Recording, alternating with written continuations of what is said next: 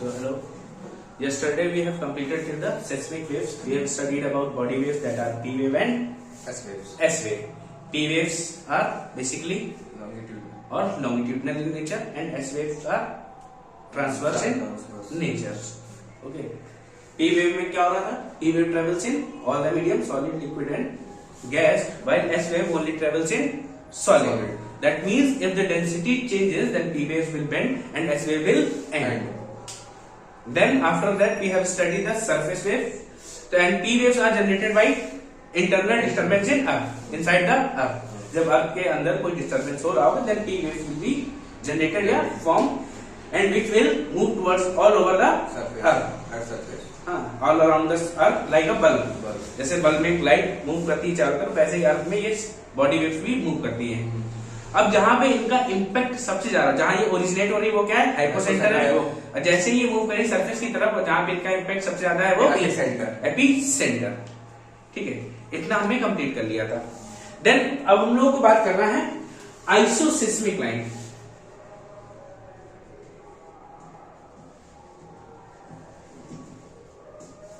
आइसोसिस्मिक line क्या है? Suppose that it's your earth और यहां पे क्या हो रहा है?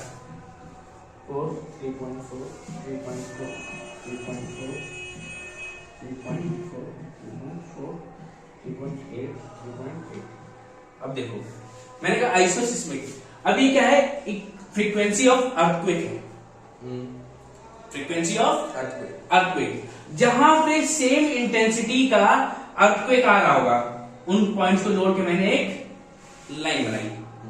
ठीक है, the line which joins the places with same intensity or same frequency of earthquake is known as isoseismic line. ठीक है.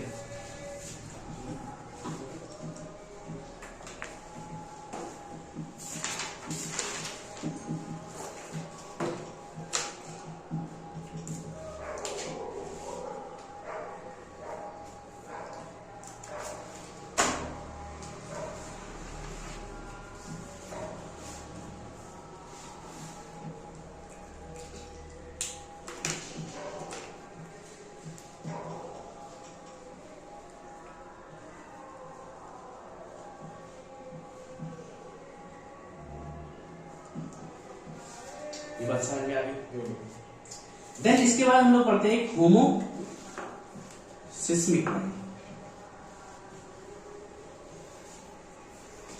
होमोसिस्मिक क्या है? अभी भैया मेरे को पता चला कि आज दिल्ली में भूकंप आया 12 बजे रात में. ठीक है, यूपी में भूकंप आया रात में 12 बजे. गुजरात में भूकंप आया था 1 बजे. समझ रहे हो?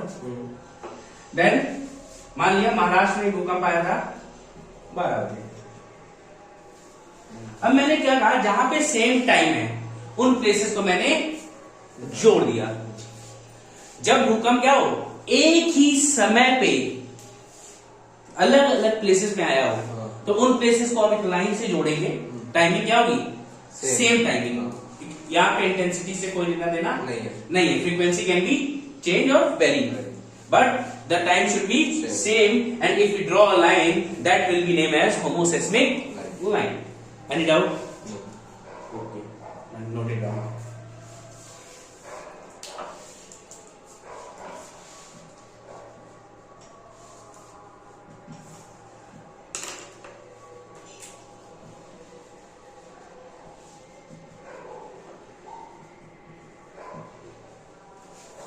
ये बात समझ में आई.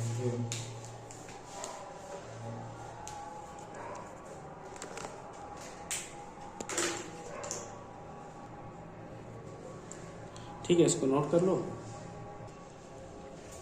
अभी देखिए, अब अर्थक्वेक मेजर करने के लिए क्या स्केल्स यूज किए जाते हैं. ठीक है, तो कौन कौन से स्केल यूज किए जाते हैं?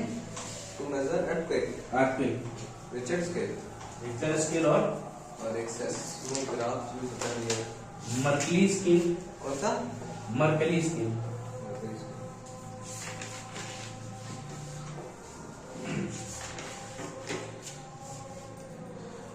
और सिस्मोग्राफ भी होता है. सिस्मोग्राफ क्या होता है? बेसिकली इंटेंसिटी पेन रखा होता है. हाँ.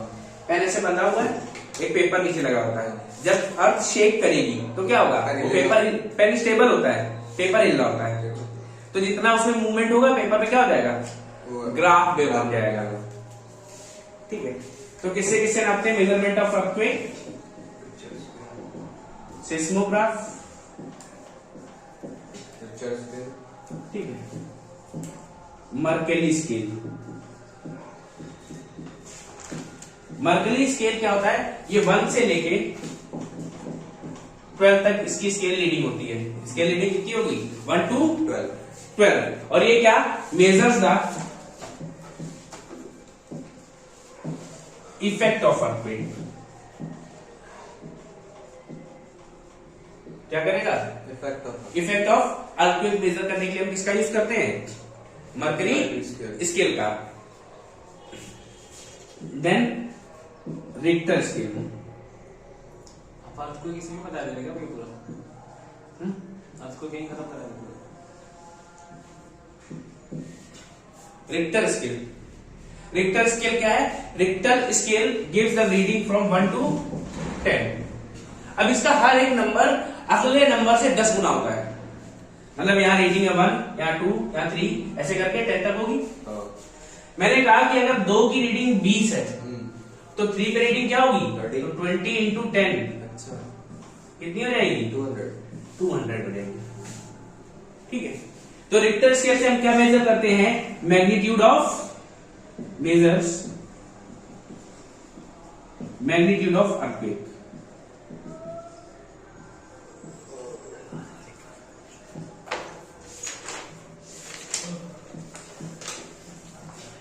क्या करता है, measures the magnitude of earthquake.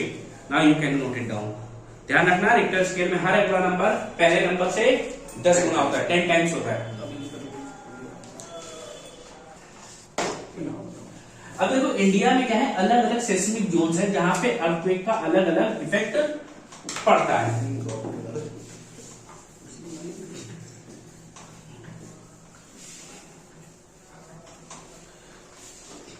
एक छोटा सा मैप बनाते हैं।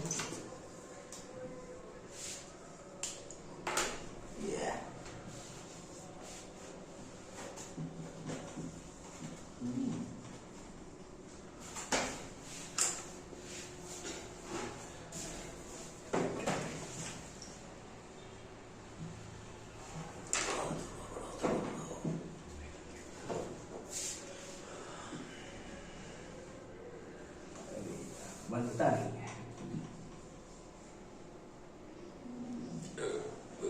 चलो मान लो ये इंडिया है, काम चला लो, मान लिया, नहीं मान लो तो कोई बात नहीं। ठीक है, अच्छा बना दो इंडिया, अच्छा भी बनने का बहुत दिवस बनाया नहीं वो पतंग बना दो ना सिंपल सी। अरे ठीक है, समझ लो। ठीक है, ये मान लो इंडिया है, तो इंडिया में क्या है, पहले सेस्मिक जोन्स 5 थे, कि मतलब 1 2 3 4 5 सेस्मिक जोन थे, जिसमें जोन 1 था सबसे सेफेस्ट था। यहाँ पे कोई भी हमें अर्थक्वेक की उम्मीद नहीं थी। लेकिन आपको याद होगा एक बार कानपुर में भूकंप आ गया, आपने महसूस किया था। तो हम लोग बहुत सेफ माने जाते थे, हमारे यहाँ भूकंप नहीं आएगा। जब इधर भूकंप आ गया तो मान लिया गया भारत का कोई भी कोना ऐसा नहीं जहाँ भूकंप नहीं आएगा, भैया जोन 4 जोन 1 खत्म कर दिया गया। अब इंडिया में केवल 4 सेस्मिक जोन ही हैं। ठीक है, बेसिकली क्या है इंडिया में 4 सेस्मिक जोन ही हैं, जिसमें आपका जो देखो ये नॉर्थ ईस्ट पार्ट जो आता है, नॉर्थ ईस्ट वाला पूरा पार्ट, कुछ इधर कश्मीर लद्दाख की तरफ, और ये गुजरात वाला पार्ट, ये है सबसे खतरनाक, जिनको कहेंगे जोन 4। क्योंकि अब हमारे पास कितने बचे हैं, 4 ही बचे हैं, 1 खत्म हो गया है। There is no safe place in India with respect to earthquake. ये बात समझ में आ गई। फिर इसके बाद ये जो जम्मू कश्मीर का रीजन बचा ऊपर वाला, ये आता है 3 में, पंजाब हरियाणा से। और इधर ये गुजरात राजस्थान वाला एरिया भी जो रन ऑफ कच्छ है, इसका भी जो बचा हुआ पार्ट है वो किसमें आएगा, वो जोन 3 में आएगा। ये क्या था, 4। ठीक है, कुछ और छोटे छोटे पार्ट्स हैं जो कोस्टल एरिया में, वहां भी जोन 3 दिखाई देगा बेसिकली। लेकिन आप कह सकते हैं जम्मू कश्मीर और इधर गुजरात साइड, गुजरात राजस्थान साइड। फिर बाकी जो इंडिया बचा हुआ है, इसमें जो आपका प्लेट्यू रीजन है, ये आपका आएगा जोन 2 2 में।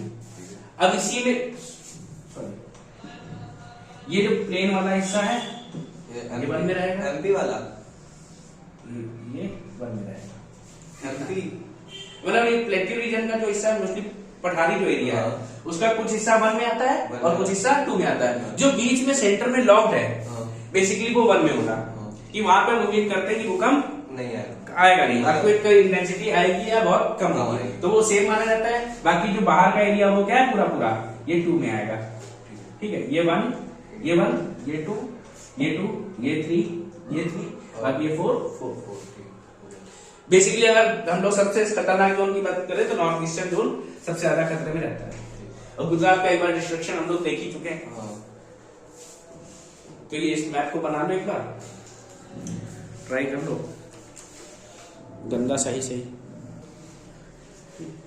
तो भैया यहाँ से आपका अर्थक्वेक खत्म हो गया। We have completed the seismology, study of angle of earth through waves is known as seismology. ठीक है, इसे हम सिस्मोलॉजी भी कहते हैं। अभी आपको क्या करना है, एक फिगर बनाते चलना मेरे साथ एक नए पेज के। अब हमने क्या किया भैया, हमारे पास ये अर्थ थी और अर्थ से हमने एक हिस्सा काट के निकाल लिया, समथिंग लाइक दिस। हमें ये हिस्सा कट किया, तो जब ये कट किया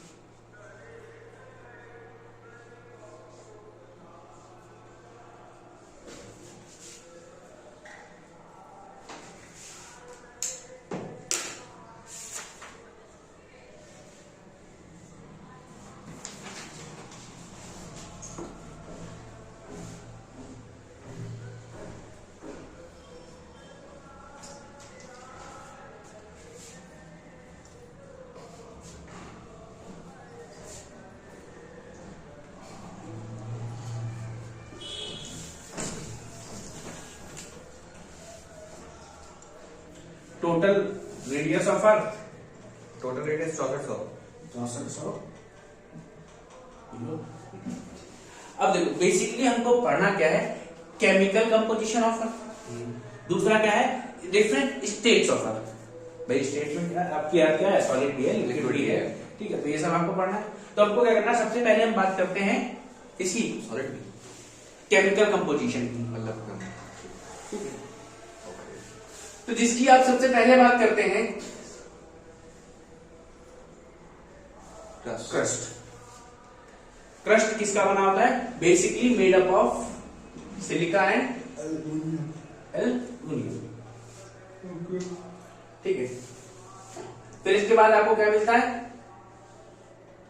मेंटल अप टू 2900 किलोमीटर,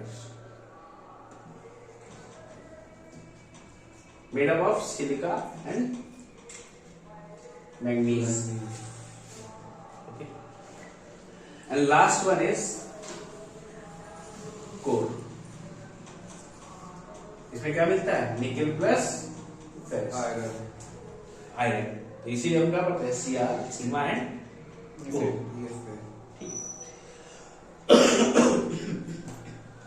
ये बात समझ में आई? तो ये जो क्रस्ट है हमारा, क्रस्ट हमारा 3 टाइप का हो सकता है। बेसिकली हम लैंड की बात करते हैं, पानी की बात यहाँ नहीं करेंगे। तो जो ओशियन के नीचे आपकी जमीन होती है, oceanic crust, oceanic crust goes up to 5 kilometre. कितना जाएगा, 5 किलोमीटर। 5 किलोमीटर। फिर आपके पास क्या है, कॉन्टिनेंट है। तो यहां पे आ जाएगा क्या भाई, ये ओशियन आ गया, तो ओशियन के बाद कॉन्टिनेंट क्रस्ट। कॉन्टिनेंट क्रस्ट की जो लेंथ होती है ऑलमोस्ट 30 किलोमीटर। किलोमीटर्स। ये बात समझ में आ गई? ठीक है। और कहीं कहीं क्या है, कॉन्टिनेंटल क्रस्ट, सॉरी ये क्या है, प्लेन्स है। ठीक है, ये भी कॉन्टिनेंटल प्लेन्स है, लेकिन कहां पे, हिली रीजन पे। यहां पे इसकी लेंथ कितनी मिलेगी आपको, अप्रोक्सीमेटली 70 किलोमीटर तक। अब आपकी जो प्लेन्स होती, प्लेन्स पे आपकी जो सरफेस है उसकी डेंसिटी क्या थी, प्लेन्स डेंसिटी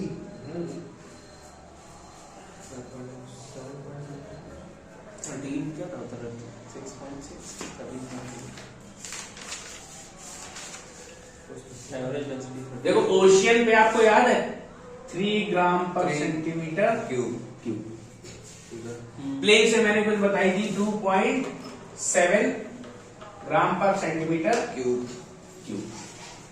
क्रस्ट ही तो है, कोई दिक्कत?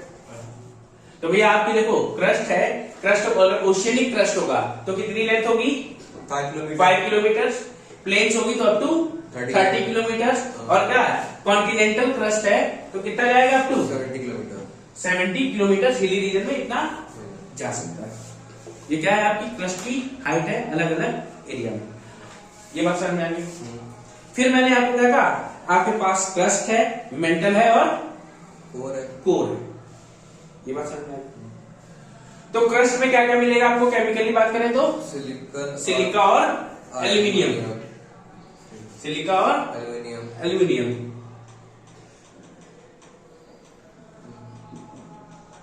फिर silica and manganese, then nickel and iron. तो हमने बात कर ली, here we goes crust, mantle and core. ये क्या है हमारा, chemical composition of earth. Chemical composition है, we are not talking about states. अभी हमने स्टेट की बात नहीं करिए। ठीक है। अब देखो हम बात करते हैं किसकी, लिथोस्फीयर की। अभी क्या करना है आपको, डिफरेंट स्टेट्स की बात करनी है ऑफ अर्थ। तो अर्थ का जो अपर मोस्ट सरफेस है वो कैसा है, रॉकी सॉलिड। पत्थर है पत्थर। और पत्थर को ग्रीक में क्या कहा जाता है, लिथो। तो इसे क्या बोलेंगे हम, जो अपर मोस्ट सरफेस है हमारा अर्थ का रॉकी सरफेस, उसे हम क्या बोलते हैं, lithosphere. And it ranges up to 200 kilometre. ठीक है, कहां तक जाता है, 200 किलोमीटर। 200 किलोमीटर। ये बात समझ में आ गई? अब देखो है क्या, ये सॉलिड पार्ट है और below this solid part there is another solid part. ठीक है, इसे क्या बोलते हैं, इसे बोलते हैं मेंटल सॉलिड। मेंटल सॉलिड बोलते हैं बिलो अर्थ सॉलिड। ये बात समझ में आ रही है? ठीक। ये भी क्या है, इसको भी हम सॉलिड पार्ट है तो किसमें काउंट करेंगे, लिथोस्फीयर में ही काउंट करते हैं। अब ये जो मेंटल सॉलिड पार्ट है इसकी डेंसिटी होती है 3.3 ग्राम पर सेंटीमीटर क्यूब। इसकी डेंसिटी कितनी है, 3.3 ग्राम पर सेंटीमीटर क्यूब। यहां तक बात समझ में आ गई? ठीक है। अब ये 200 किलोमीटर तक आपको क्या मिल गया, लिथोस्फीयर मिल गया। अब लिथोस्फीयर के बाद आप एक अगली लाइन खींचेंगे। ठीक है, यहां पे क्या है, there is something which is not exactly liquid और नॉट एग्जैक्टली सॉलिड। थोड़ा सा क्या है, स्पंजी कह सकते हो, सॉलिड है लेकिन क्या है, कम सॉलिड है।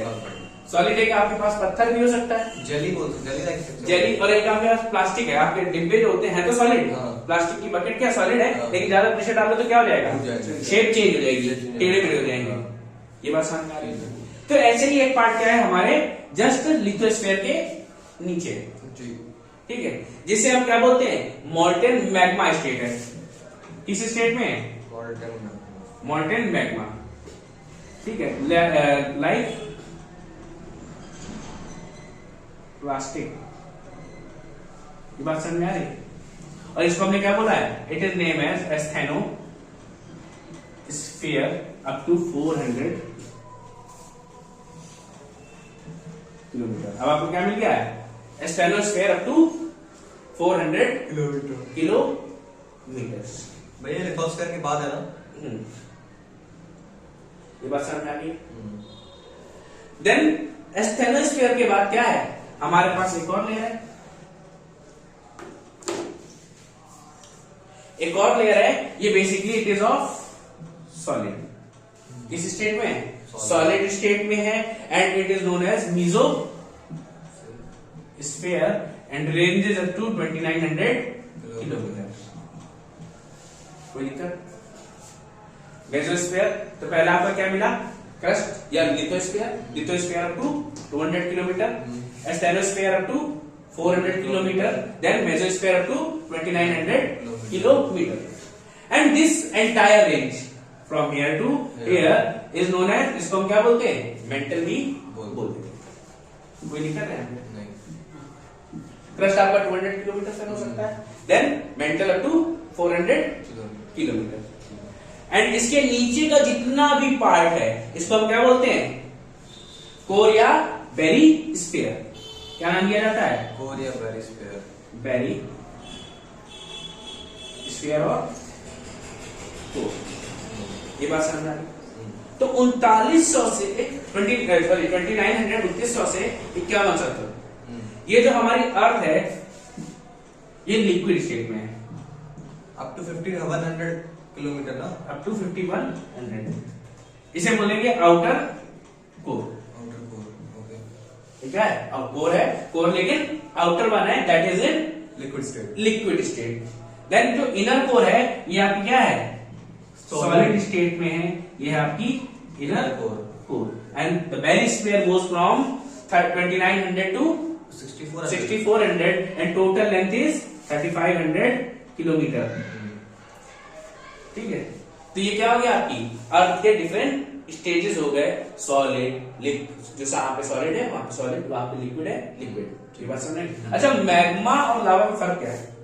मैग्मा जब तक जमीन के नीचे रहता है जब तक जमीन के नीचे है मैग्मा है, इट इज लेस फ्लूइडिक। जैसे ही बाहर आ जाता है तो उस पर क्या काम करने लगेगा? एटमॉस्फेरिक प्रेशर काम करेगा, इट इज मोर फ्लूइडिक हो जाएगा। अभी ज्यादा बहाव इसमें लगेगा, लावा बहुत तेजी से बहता है। ठीक है? तो जब वोल्केनिक इरप्शन के बाद मैग्मा बाहर निकलता है, it is known as lava and before it is known as magma. ये बात समझ में आ गई है? कोई दिक्कत है यहां तक? हो तो बताओ। ठीक है, अब आप ये फिगर बनाए फिर एक बार एक्सप्लेन करते हैं। ठीक है, तो आपने क्या देखा? We have studied about the chemical composition of earth, that is crust made up of silica and aluminium, then mantle made up of silica and manganese, then core made up of nickel and iron. Crust ranges from top to 200 kilometre and mantle up to 2900 kilometres, then core up to 6400 kilometre. ये बात समझ में आ गया? ये क्या है? Chemical composition of earth with different layers. Then we will discuss about the physical features of earth. Physical features में क्या पढ़ा मैंने? तो जो आपकी अपर लेयर है ये क्या है? ओशनिक क्रस्ट है। ओशनिक क्रस्ट की जो डेप्थ होती है या हाइट होती है अप टू 5 किलोमीटर तक जाएगी। देन आप कॉन्टिनेंटल क्रस्ट में अगर प्लेन्स में है, मैदानी इलाके में है, तो क्या होगा? वहां पे आपकी जो कॉन्टिनेंटल क्रस्ट की हाइट होगी कितनी होगी? 30 kilometre. 30 kilometre. And then when you are at continental crust up to hills, आप हिल्स में हिल्स की ऊंचाई ज्यादा होती है, वहां आपको क्या मिल जाएगा? 70 किलोमीटर तक आपको हाइट मिल जाएगी। अब देखिए ये डेंसिटी क्या है? ओशियनिक रॉक की डेंसिटी 3 ग्राम, कॉन्टिनेंटल की 2.7। अच्छा, नीचे जो आप क्या देख रहे हैं, इस जो आपकी क्रस्ट के नीचे वाला पार्ट है, ये भी क्रस्ट में इन्वॉल्व होता है, मेंटल सॉलिड पार्ट। ये क्या? मेंटल का अपर पार्ट है which is solid, it is also involve in crust. ठीक है, इसकी डेंसिटी क्या है? 3.3 ग्राम पर सेंटीमीटर क्यूब। अब ध्यान रखना, ये जो आपका रॉक्स हैं 2.7, 3 और 3.3, इनको अलग अलग नाम दिए जाते हैं। जैसे जिसकी डेंसिटी 2.7 है इसको बोलते हैं फेल्सिक रॉक्स। इनको क्या बोला जाता है? Felsic rocks. एंड यहाँ पे डेंसिटी आपको कितनी दिखाई दे रही है? 3, इनको बोलते हैं मैफिक रॉक्स। Mafic rocks. कोई दिक्कत है? नो। एंड जहां पे डेंसिटी 3.3 दिखाई दे रही है अल्ट्रा मैफिक।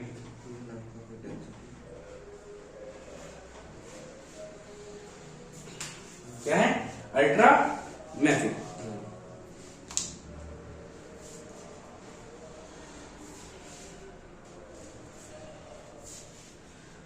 ठीक, अब इसके बाद हमने क्या बात की? We are studying about physical features of that is solid और लिक्विड या स्टेट ऑफ अर्थ। तो हमने क्या बताया था आपको? The first layer is lithosphere which is made up of rocks. ठीक है, किसकी बनी हुई है? रॉक्स की बनी है। Litho means rocks which lies up to 200 kilometre. It comprise of continental crust, oceanic crust and mantle solid part.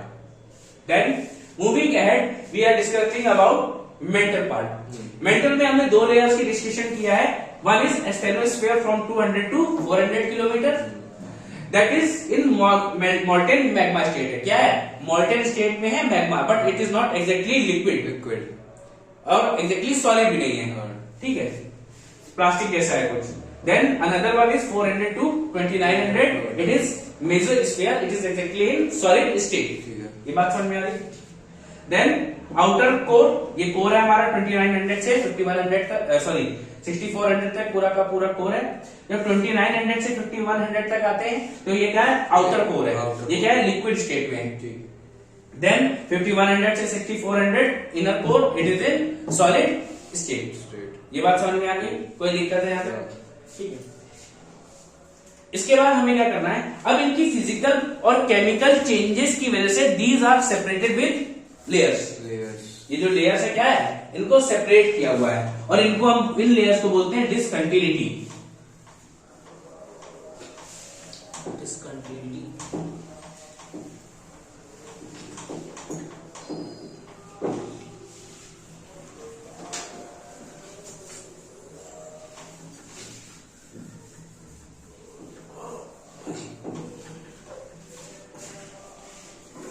These are known as discontinuity। अब देखो पहला पार्ट क्या है आपका?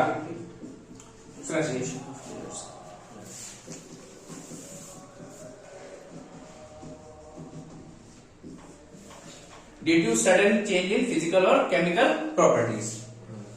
ठीक है, these layers are separated by discontinuities। These layers are separated by discontinuities due to change in chemical and physical properties। क्या हो रहा है? केमिकल और फिजिकल प्रॉपर्टीज चेंज हो रही हैं। इसकी वजह से हमने क्या किया? एक लेयर्स बनाई हैं, जिनको हम क्या बोलते हैं? डिसकंटिन्यूटी। तो जो हमारा क्रस्ट है, क्रस्ट हमारा दो पार्ट में डिवाइड है, अपर क्रस्ट और नीचे लोअर क्रस्ट। कोई दिक्कत? अपर क्रस्ट एंड लोअर क्रस्ट, और it is separated by Konrad discontinuity.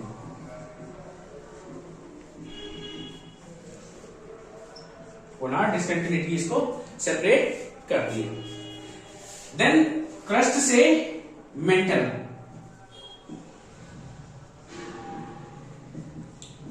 Crust को मेंटल से जो सेपरेट करती है उस लेयर को बोलते हैं हम मोहो कंटिन्यूटी। क्या बोलते हैं? मोहो डिसकंटिन्यूटी, या एक नाम इसको और दिया जाता है मोहोरोविक। मोहोरोविक डिसकंटिन्यूटी। फिर आपको क्या होगा? ये जो आपका मेंटल है, मेंटल भी दो पार्ट में डिवाइड है, that is upper mantle and lower mental. इसके बीच में भी क्या है? एक सेपरेशन लेयर है which is also known as discontinuity, और इसका नाम क्या है? Repetti. What's its name? Repetti discontinuity.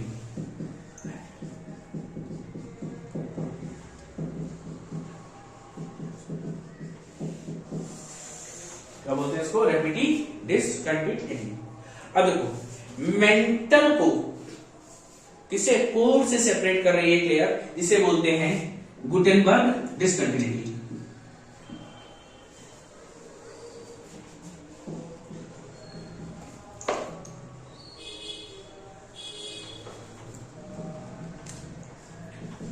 Gutenberg discontinuity.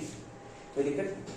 Then core is also divided into upper core and lower core, and it is separated by Lehman-Boolean discontinuity. इसका नाम क्या है? Lehman-Boolean discontinuity.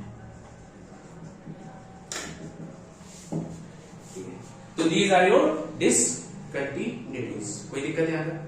ये बात समझ में आ गई? तो क्रस्ट है, क्रस्ट किसमें है? दो पार्ट में डिवाइडेड है, upper crust and lower crust between Conrad and Conrad discontinuity, and crust and mantle are separated by Moho, then upper mantle and lower mantle Repetti, then mantle and core, mental and core are separated by Gutenberg, then core, upper core and lower core, upper core and lower core are separated by Lehman-Boolean discontinuity. So here we have completed our interior of with discontinuities, chemical properties, physical properties and seismic waves. Okay, now tomorrow we will start with movement of surface, how the surface moves and our continents were formed. इसमें हम basically हम लोग बात करते हैं Alfred Wegener theory की, Abraham आर्टिलियस, ये सारे लोग हमको यहाँ पे मिलना स्टार्ट हो जाएंगे. सो बाय.